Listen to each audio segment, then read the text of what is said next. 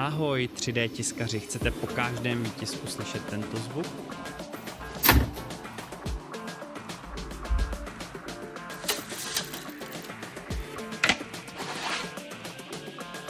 Tak teď vám ukážeme 3 levely, jak na to.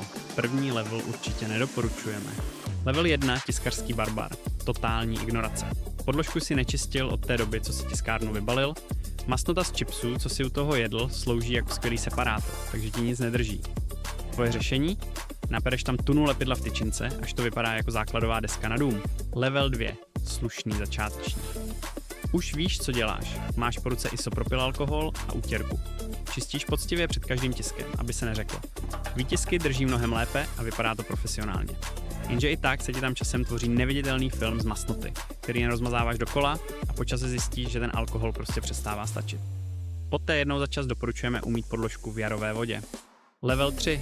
Laboratorní technik. Ultimátní kombo. Nejdřív isopropyl alkohol, která bleskově rozpustí zbytky masnoty před každým tiskem. A pak tajná zbraň. 3D lak. Tenhle sprej zajistí, že se model k podložce doslova přivaří, dokud je teplá. Jakmile ale podložka vychladne, tisk sám odskočí. Žádné rvaní špachtlí, žádné riziko.